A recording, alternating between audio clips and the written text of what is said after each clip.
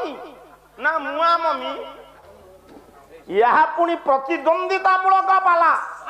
बाद पाला अपर पक्षरे मो सहित लड़िबाकू जुझिबाकू बा प्रतिवाद करिबा पई ठिया हिचंती गायक डॉक्टर डाक्तर डाक्तर कौन कहूँ से डॉक्टरटी करछंती संस्कृत कौन थरे करछंती हम जान कौन थरे आउ ना ये ठीक आउ दी चार जन गायक से कौन सब लिख सारे ये लिखुचे लोक हमर कौन छी किंतु आंकर ठीक डॉक्टर शिशिरपाड़ी महोदय शुण पुओ आज आपणकर तृतीय रजनी प्रथम स्तव करी कल्याणकारी हेबे किए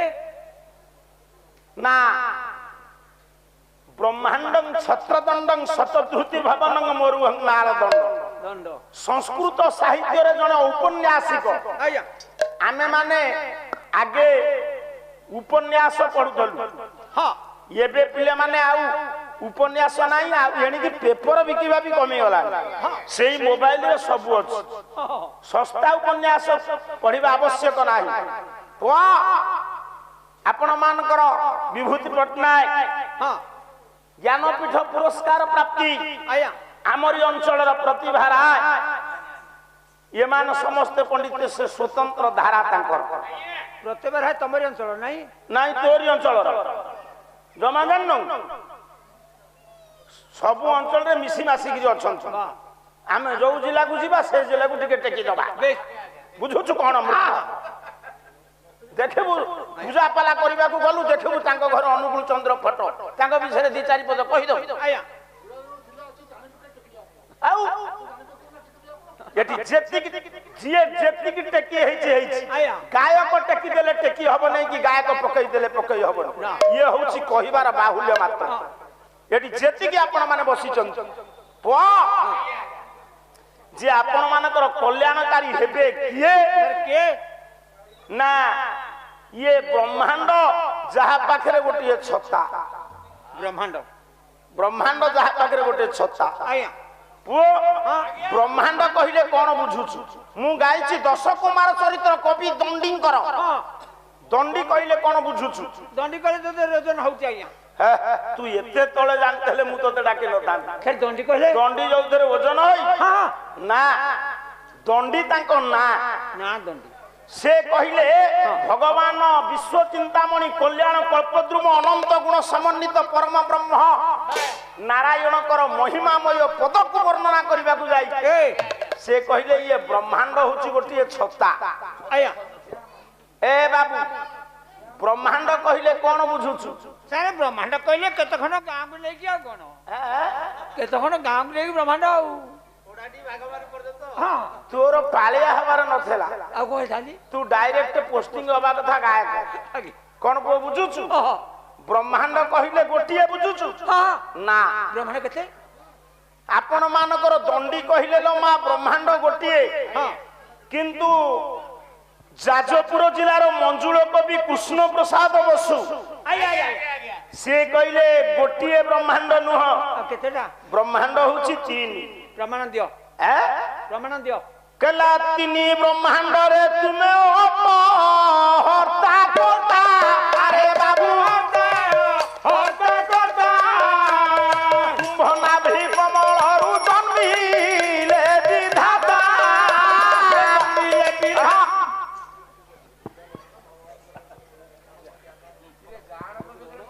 सब कुछ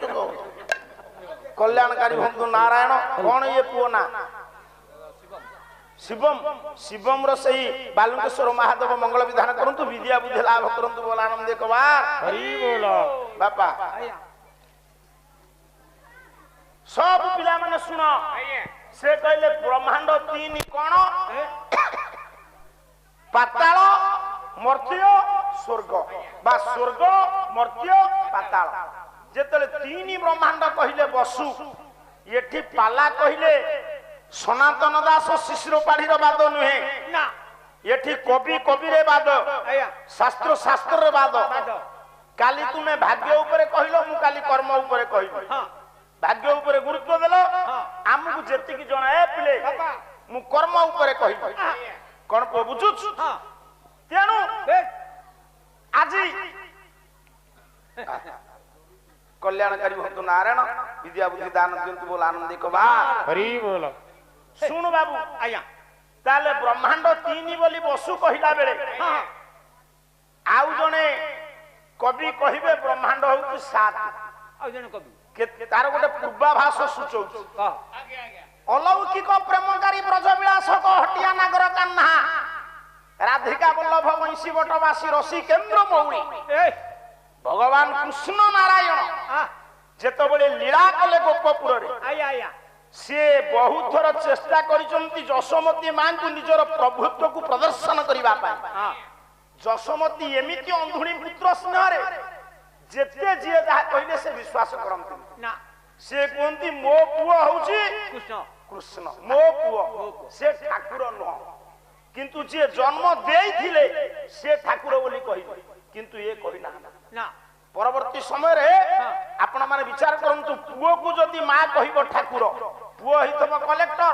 মা কহিব মো কলেক্টর বাবু আসন্তু না। পুଅ হইতব শিক্ষক মা কহিব মো সার আসন্তু না। সেই বিচার বোধ জ্ঞান থিবারু সেদিন পরাস্ত হেলে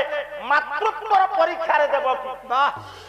যেতবে নারদ কইলে আজি 2 জন মা ভিতরে দ্বন্দ্ব চালিছি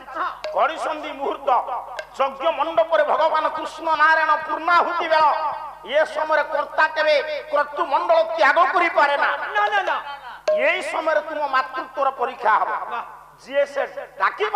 আউ যাহা ডাকরে যজ্ঞ মণ্ডল কু ত্যাগ করি বিশ্ব চিন্তামণি ভগবান আসিবে আমি জানিবু সেইটি গর্বর অহংকারে সেদিন কেতে কষ্ট সহি কংস বন্দিশালে জন্ম দেইଥିଲେ বি কিয়ে দেবকী টিকিয়ে গর্ব করদেবারু ভগবান কৃষ্ণকর কানের মাঙ্ক ডাক পড়িলা গর্ব কলে। যশোমতী কোন কষ্ট করছন্তি দেবকী কষ্ট করি নান্তি। গোটে মা পিলা জন্ম কলা পরে যদি তা ধারু ছড়াই দিয়া যায় মারি দিয়া যায় কেতে বাদিব টিকিয়ে গর্ব রহিবারু সেদিন ভগবানক কর্ণরে মা ডাক পড়ি পারলা না। গোটিয়ে পদ মা আপন মান শুনাউছি যে মা কেবে পুଅକୁ কহিব নাই মো পুଅ কলেক্টর বলি কোউ মা কহিব মো পুଅ বড় হই গলানি বলি না। যেতে বুঢ়া হইছা পিলারে পুଅ না আউ কলা হে বাসুদেব আস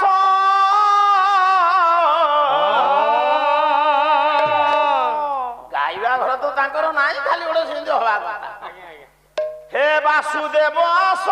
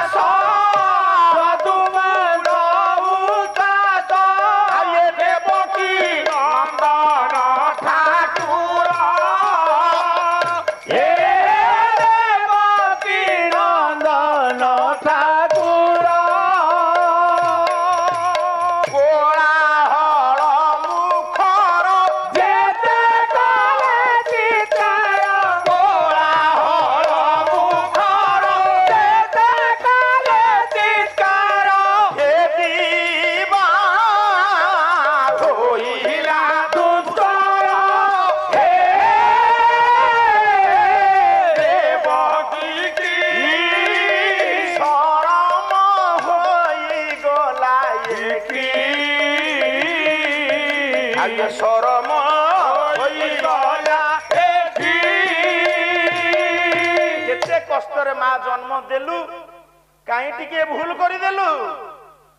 হে বাসুদেব আস যদুবংশ আশ্বাস ঠিক থিলা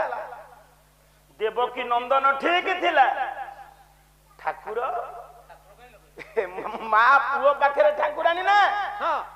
না পুଅ মা পাখরে ঠাকুর না না মা ঠাকুরানী দুষ্কর হেলা ভগবানଙ୍କର কর্ণ ভেদ করিবা কোন বুঝুছ কিন্তু সে যশোমতী কেবে ভাবিলে ইয়ে মোর ঠাকুর বলি সেই যশোমতীଙ୍କର পাখরে ভগবান কৃষ্ণ নারায়ণ যেতବେଳେ লালন পালন হউଛନ୍ତି কেতে থর প্রভুত্ব দেখাইଛନ୍ତି ভগবান বিচার কলে কইলে কোউ জন্মরে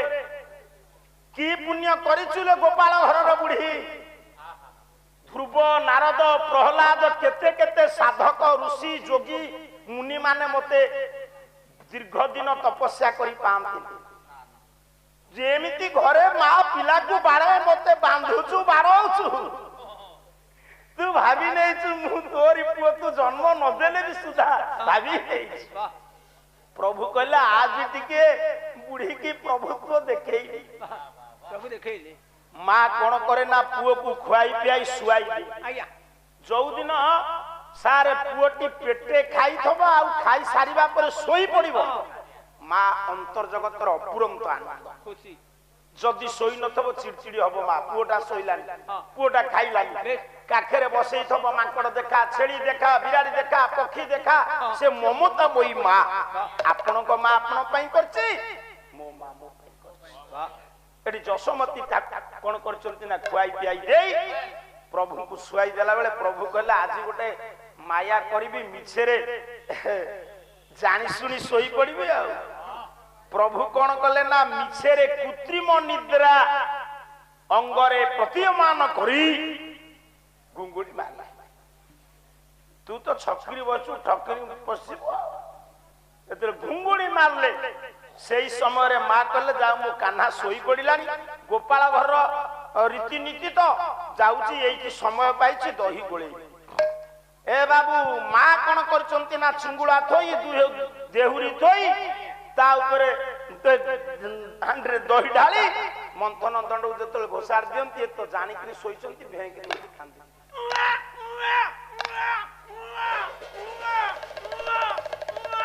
मम्मी उआ मम्मी ना मुआ मम्मी से उआ उआ बेलो नाही गुरुंडी गुरुंडी चाली चाली कुनकुनी पादरे मार मंथन दंड को धरिचंती भगवान कृष्ण नारायण सेठी माँ गोटे पद कहिले कवि हेले कवि कलहंस कवि होउचंती गोपाल कृष्ण पटनायक गोटे पद सुनौ ओडिसी कैला ये उठिलु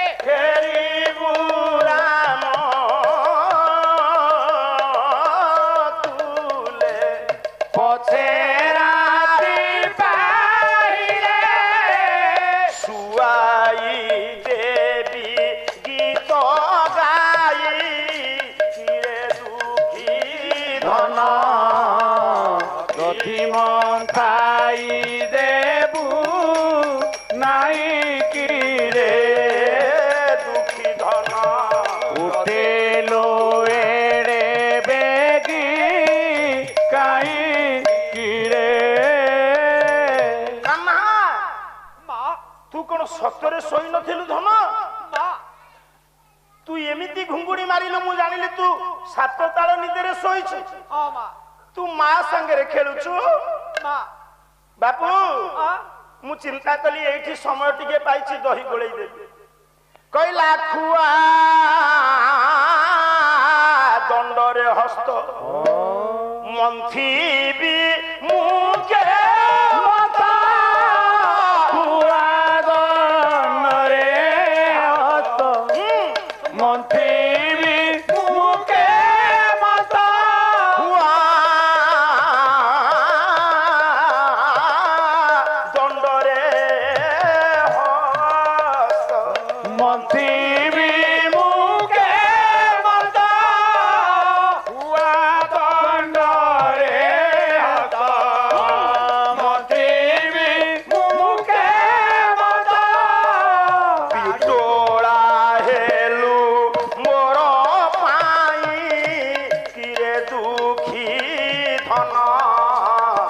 দধি মন্থাই দেবু নাই কি রে দধি মন্থাই দেবু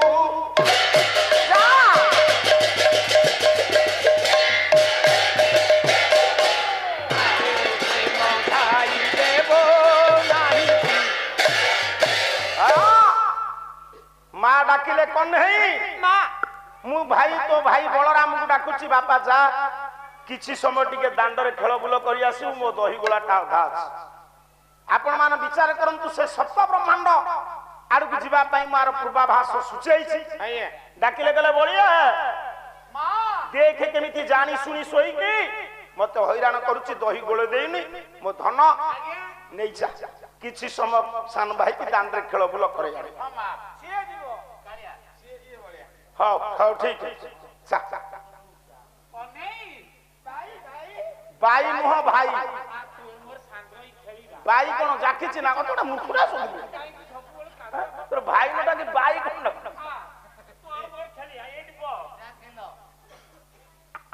ମା ପିଲାମାନଙ୍କୁ ଦାଣ୍ଡକୁ ଖେଳେଇବାକୁ ପଠେଇ ଦେଲେ ବି କାମ ସିନା ହାତ କରେ ର କାନଟା ଥାଏ ପିଲାମାନଙ୍କ ପାଖରେ କାଳେ ମୋ ପିଲାକୁ କିଏ ମାଇଲେ କଣ ହେଲା ସେମିତି ମା ଯଶୋମତୀ କାମ କରୁଛନ୍ତି ନଜର ଅଛି ଧ୍ୟାନ ଅଛି ପିଲାମାନଙ୍କ ଉପରେ ଚାଲିଛି ଦୁଇ ଭାଇଙ୍କର ଖେଳ ଭାତ ରାନ୍ଧିବା ତରକାରୀ ରାନ୍ଧିବା ସବୁ କରିବା ତୁ ଖାଇବୁ ମୁଁ ଖାଇବି ହଉ ପୁଣି ଭାଇ କହୁଛୁ କହୁନୁ ଭାଇ ଆଚ୍ଛା ସବୁ ତ ଯୋଗାଡ଼ ହେଇଗଲା ପାଣି କାହିଁ ପାଣି ଆଣିନୁ ପାଣି ଆଣି ନାହିଁ ଆଉ ଗୋଟେ କାମ କରିବା କଣ କରିବୁ ଏଟା ତ କେହି ନାହାନ୍ତି ତୁ ହଁ ମୁଁ ପଇସା କରିଦଉଛି ତୁ ଏତେ କଦର୍ଯ୍ୟ ଜାଣିଥିଲେ ମୁଁ ତୋତେ କାନ୍ହାର ବୋଲ ଦେଇ ନଥାନ୍ତି ବସ୍ତିରେ ଅପଗଣ୍ଡ ଏଠି ପାଲା ହଉଛି ପରିଶ୍ରା କଣ କରିବୁ ଚୁଭେଇବ ତୁ ବହ ପାଟି କନା ତୋର ଇଚ୍ଛା ପରିଶ୍ରା ଖାଇବ ସେ ପରିଶ୍ରା କରିସାରିଲାଣି ଯିଏ ପଣ୍ଡିତ ମଣ୍ଡଳୀ ଦେଲା କିଛି କରିବା ଦରକାର ନାହିଁ କହି ସେଇ ମାଟିରୁ ପୁଳେ ଭଗବାନ ପାଟିକି ନେଇଗଲେ ବର୍ଜନ କଲେ ବଳରାମ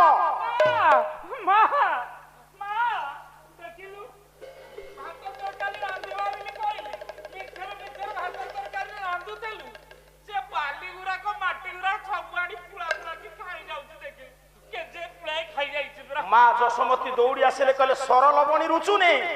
ବାଲି ଖାଇଛୁ ଦେଖ ମୋ ମା ମାନେ ଯଶୋମତୀ ଜାଣି ପାରୁନି ଏ ବିଶ୍ୱ ଚିନ୍ତାମଣି ବୋଲି ଧରିଲା ପିନ୍ତୁଳି ଛାଟ ଡାକିଲା କହିଲା କାହ୍ନା ମାଟି ଖାଇଛୁ ଖାଇନୁ ପାଟି ଦେଖା ପାଟି ଖୋଲ ତତେ କହୁଛୁ ପୁରା ପାଟି ଖୋଲ ଖାଇନୁ ପାଟି ଖୋଲ ଖୋଲିବୁ ନାଇଁ ଦେଖିବୁ ଖୋଲିବୁ ନାଇଁ ବନମାଳି ପଟ୍ଟନାୟକ ଗୋଟିଏ ପଦ ମୋ ମା ମାନେ କବି ହେଲେ ବନମାଳି ପଟ୍ଟନାୟକ କହିଲା ବିସ୍ତାରୀ ପାଟି ଖାଇଲା ମାଟି ମା ଯଶୋମତୀ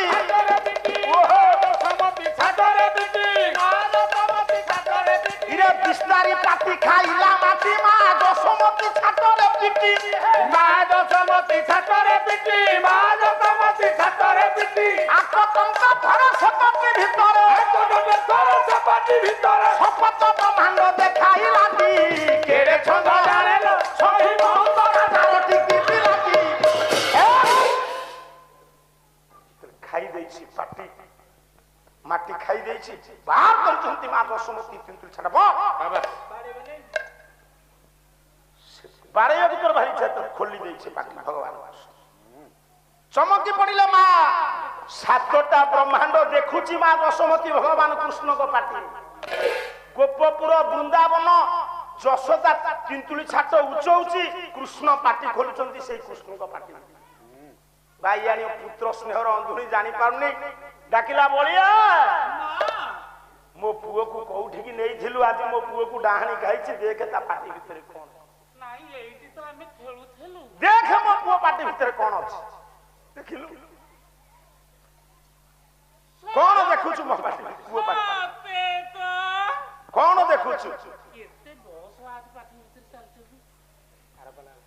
ମହାଭାରତ ଯୁଦ୍ଧ ଆଉ କଣ ଦେଖିଛୁ କହ?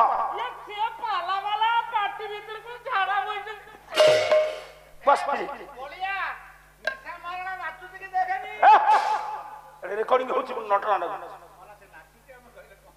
ଏଠି ଯେତିକି ଆପଣ ମାନେ ବସିଛନ୍ତି ସେଇ ଯୁଗରୁ ଇଏ ରୋଲ ନେବାକୁ ଆର ଇଚ୍ଛା ନାହିଁ କାହିଁକି ମୋ ପାଟିରେ ଝାଡା ବସିବା କଥା ତ ବହୁ କଷ୍ଟରେ ରାଜି ହେଇଛି। ସେଦିନ ଭଗବାନ କୃଷ୍ଣ ନାରାୟଣଙ୍କର ପାଟିରେ ଗେଡୁଆ 7ଟି ବ୍ରହ୍ମାଣ୍ଡ ଦେଖିଥିଲେ କିଏ? ମା ଯଶୋବନ୍ତୀ। ତାହେଲେ ବ୍ରହ୍ମାଣ୍ଡ 1 ନା 3 ନା କେତେ 7 ବ୍ରହ୍ମାଣ୍ଡ ନା। ଏଇ ଜିଲ୍ଲାର ଯୋଗ୍ୟ ପୁଅ ଗୌର ଦ୍ୱିଜ କାଟିଦେଲେ କାଟିଦେଲେ କହିଲେ ବ୍ରହ୍ମାଣ୍ଡ 7 ନୁହଁ, ବ୍ରହ୍ମାଣ୍ଡ 1 ନୁହଁ, ବ୍ରହ୍ମାଣ୍ଡ 3 ନୁହଁ, ବ୍ରହ୍ମାଣ୍ଡ ହଉଛି 14। କହିଲା ପଞ୍ଚ କୋଶ ଯାଏ ଜନେ ଦେଖା ଯାଏ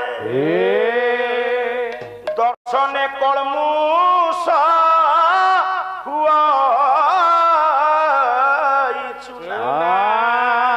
ଆଉ 14 ବ୍ରହ୍ମାଣ୍ଡ କର ତାଙ୍କ ଲୀଳା 14 ବ୍ରହ୍ମାଣ୍ଡ କର ତାଙ୍କ ଲୀଳା 14 ବ୍ରହ୍ମାଣ୍ଡ କର ତାଙ୍କ ଲୀଳା 14 ବ୍ରହ୍ମାଣ୍ଡ କର ତାଙ୍କ ଲୀଳା ସେ ତ ଶଙ୍ଖ ନାଭି କ୍ଷେତ୍ରେ ହୋଇ ସିନା ଲୀଳ ଚକ୍ରେ ହୋ ଦେଖ ଉଡୁଛି ବାନା ଆଉ ପତିତ ପାବନ ନାମ ଗୌରଦୀଜ କହିଲେ ପଣ୍ଡିତ ମଣ୍ଡଳୀ ବ୍ରହ୍ମାଣ୍ଡ 1 ନୁହଁ 7 ନୁହଁ 5 ନୁହଁ ବ୍ରହ୍ମାଣ୍ଡ 3 ନୁହଁ ବ୍ରହ୍ମାଣ୍ଡ ହଉଛି 14। ପାଢିବାକୁ ଟିକେ ହିସାବ ନେଇଯାଅ। 7 ବ୍ରହ୍ମାଣ୍ଡ କିଏ ନା ଭୂଲୋକ 1 ଭୁବଲୋକ 16 ଜନଲୋକ ତପଲୋକ ମହଲୋକ ସତ୍ୟଲୋକ ଇଏ ହେଲା କେତେ ବ୍ରହ୍ମାଣ୍ଡ 14 ଆଉ 7 ମିଶିଲେ ହବ ତଳ ଅତଳ ବିତଳ ଭୂତଳ ତଳାତଳ ପାତାଳ ରସାତଳ ଇଏ 7 ସେ 7 14। ଯେତେବେଳେ ଗୌର ଦ୍ୱିଜ କହିଲେ ବ୍ରହ୍ମାଣ୍ଡ 14 ସେତିକି ବେଳେ ଜଣେ ଅନ୍ଧ କବି ସେ ନାହିଁ କରିଦେଲେ କହିଲେ ବ୍ରହ୍ମାଣ୍ଡ ମୋ ଦୃଷ୍ଟିରେ 7 ନୁହଁ 3 ନୁହଁ 14 ବ୍ରହ୍ମାଣ୍ଡ କେତେ? କବି ହେଲେ ସନ୍ଥ କବି ଅନ୍ଧ କବି ଭୀମ ଭୋଇ ଗୋଟିଏ ପଦ କହିଲା ଇଏ ଜାଗିଛନ୍ତି ବ୍ରହ୍ମ ଅଗ୍ନି ଇଏ ଜାଗିଛନ୍ତି ବ୍ରହ୍ମ ଅଗ୍ନି ଅଲେଖ କୁଣ୍ଡେ ଜାଗିଛନ୍ତି ବ୍ରହ୍ମ ଅଗ୍ନି ଅଲେଖ କୁଣ୍ଡେ ଜାଗିଛନ୍ତି ବ୍ରହ୍ମ ଇଏ ଧାପ ଦେଉଛନ୍ତି ଧାପ ଦେଉଛନ୍ତି ଧାପ ଦେଉଛନ୍ତି ଧାପ ଦେଉଛନ୍ତି 21 ବ୍ରହ୍ମାଣ୍ଡେ ଜାଗିଛନ୍ତି ବ୍ରହ୍ମ ଅଗ୍ନି ଅଲେଖ କୁଣ୍ଡେ ବ୍ରହ୍ମ ବେନି ଭାଗ କଲା ଅଧେ ବ୍ରହ୍ମାଣ୍ଡ ରଚିଲା ବ୍ରହ୍ମ ବେନି ଭାଗ କଲା ଅଧେ ବ୍ରହ୍ମାଣ୍ଡ ରଚିଲା ବ୍ରହ୍ମ ବେନି ଭାଗ କଲା ଅଧେ ବ୍ରହ୍ମାଣ୍ଡ ରଚିଲା ବ୍ରହ୍ମ ବେନି ଭାଗ କଲା ଅଧେ ବ୍ରହ୍ମାଣ୍ଡ ରଚିଲା ବ୍ରହ୍ମ ବେନି ଭାଗ କଲା ଅଧେ ବ୍ରହ୍ମାଣ୍ଡ ରଚିଲା ବ୍ରହ୍ମ ବେନି ଭାଗ କଲା ଅଧେ ବ୍ରହ୍ମାଣ୍ଡ ରଚିଲା ଇଏ କୁପତ ହୋଇ ରହିଛି କୁପତ ହୋଇ ରହିଛି ଆହୁରି ଖଣ୍ଡେ ଜାଗିଛନ୍ତି ବ୍ରହ୍ମ ଅଗ୍ନି ଅଲେଖ କୁଣ୍ଡେ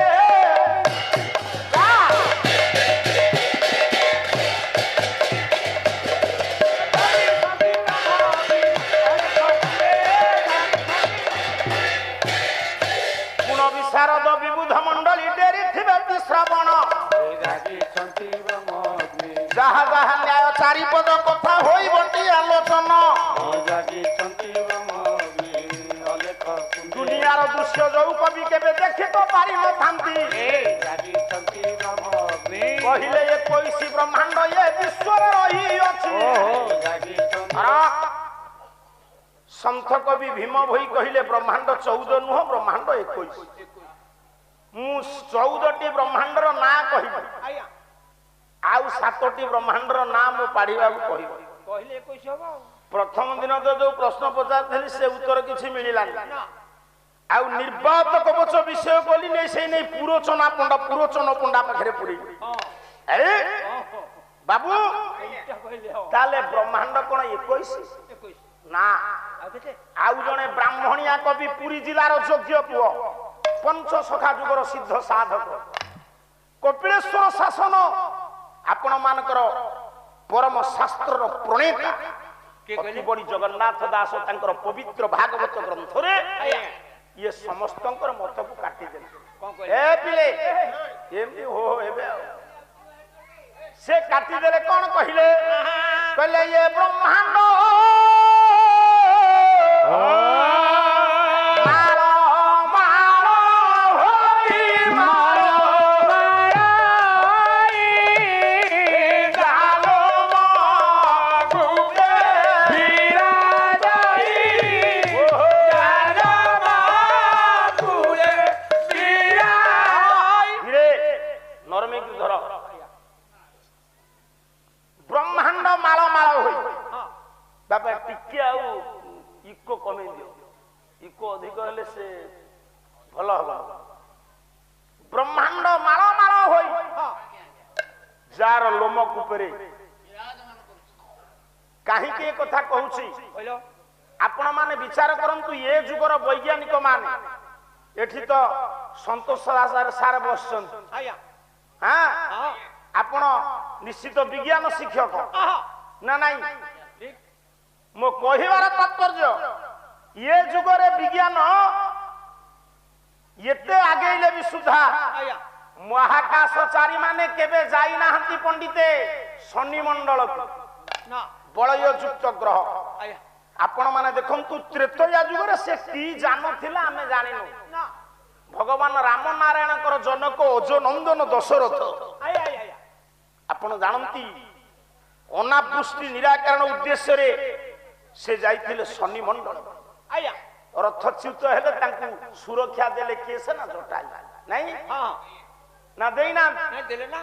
ଏଠି ଆମର ସାର୍ ଆସିଲେଣି ଛତ୍ରପଡା ସାର୍। ଆଜ୍ଞା ଏବେ ବିଜ୍ଞାନ ଏତେ ଆଗେଇଲେ ବି ପଣ୍ଡିତେ ଯାଇପାରିନି କୋଉଠିକି ନା ଶନି ମଣ୍ଡଳକୁ। ଆଜ୍ଞା ଆପଣଙ୍କର ଚନ୍ଦ୍ରମଣ୍ଡଳକୁ ଏବେ ଗଲେ ଯଦି ଏବେ ଚନ୍ଦ୍ରମଣ୍ଡଳକୁ ଗଲେ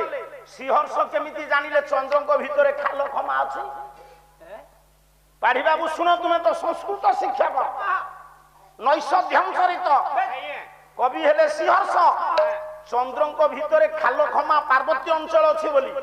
ପରିଷ୍କାର ପ୍ରମାଣ ଦେଲେ ଶ୍ରୀହର୍ଷ। କଣ କହିଲେ କହିଲ ଦମୟନ୍ତୀଙ୍କର ବଦନ ସୌଷ୍ଠବକୁ ବର୍ଣ୍ଣନା କରିବାକୁ ଯାଇ